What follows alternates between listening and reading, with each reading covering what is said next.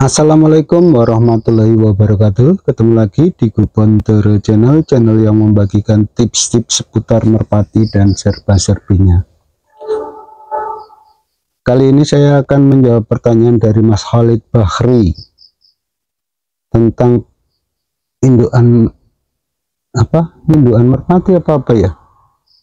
Oh, Mas Khalid Bahri ini punya merpati betina yang kalau dipegang ngawet ya.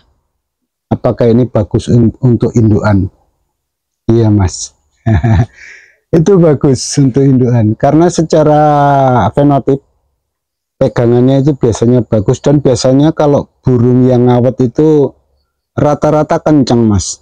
Ini untuk burung rumahan ya yang saya perhatikan. Kalau burung rumahan itu ngawet untuk jantan ya, untuk pejantan yang kita terbangkan itu, yang kita lepas itu, dia tipenya nanti setelah tinggi sekali akan turun dengan tandes sampai bawah, biasanya itu. Kemudian dia suka muter di tempat pelepasan dulu, baru naik tinggi, pulang, nanti sampai rumah tinggi sekali, diklepek, turun, anteng dia. Biasanya losnya bagus, kenceng, nanti di bawah rapi. Itu biasanya untuk burung yang ekornya ngawet ke bawah, atau kalau di tempat kami dibilangnya geger wusu.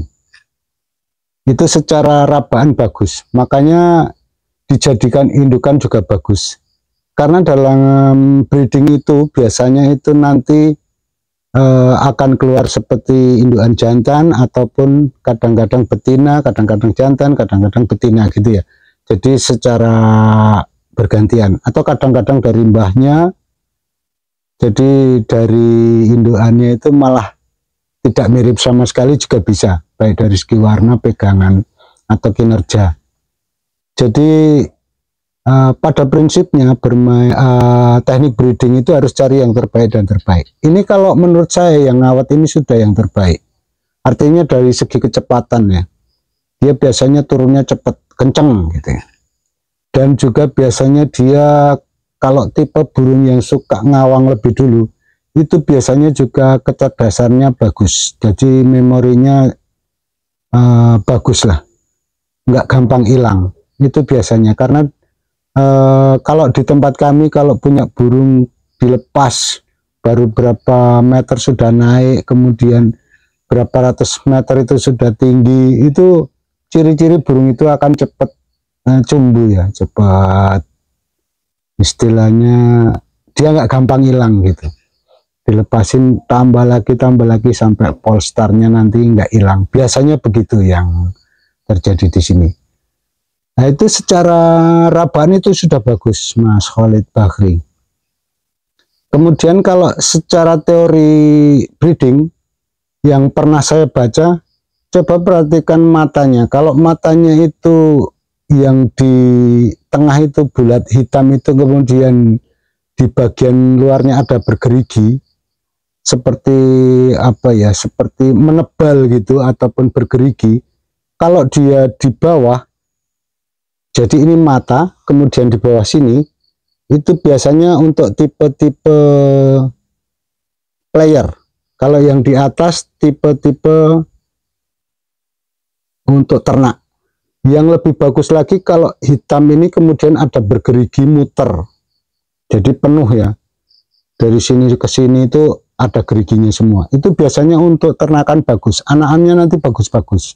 Saya pernah mencoba burung saya yang warna megan, blorok megan atau blau megan dulu ya, waktu udah dulu sekali, udah lama sekali itu, rata-rata anakannya kenceng-kenceng Mas Khalid Bahri.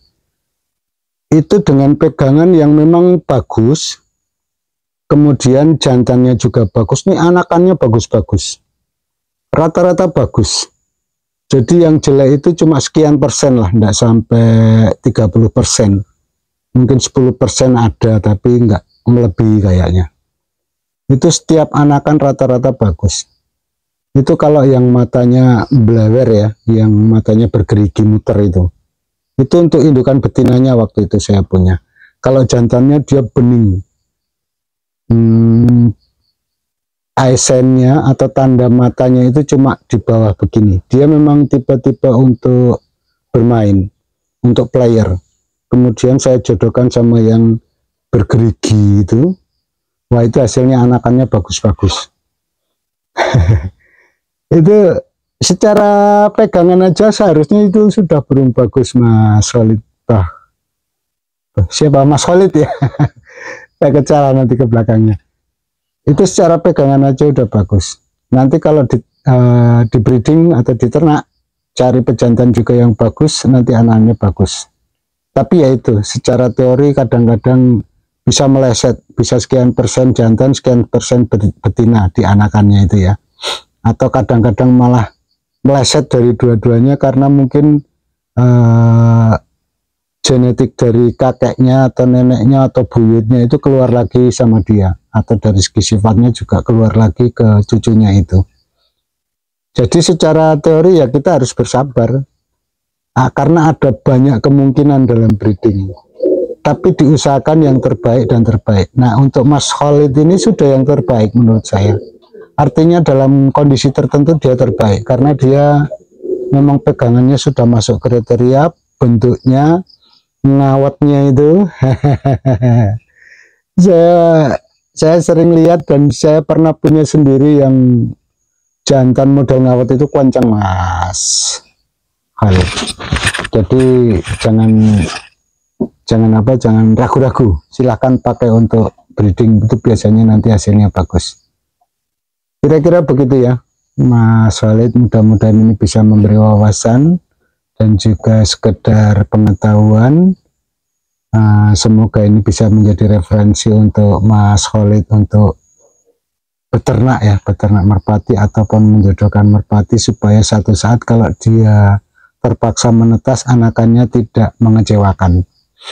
Oke, sekian dulu ya Mas Khalid dan juga teman-teman sekalian tentang bahasan pertanyaannya Mas Khalid. Mudah-mudahan ini bisa bermanfaat. Saya ucapkan terima kasih. Wassalamualaikum warahmatullahi wabarakatuh.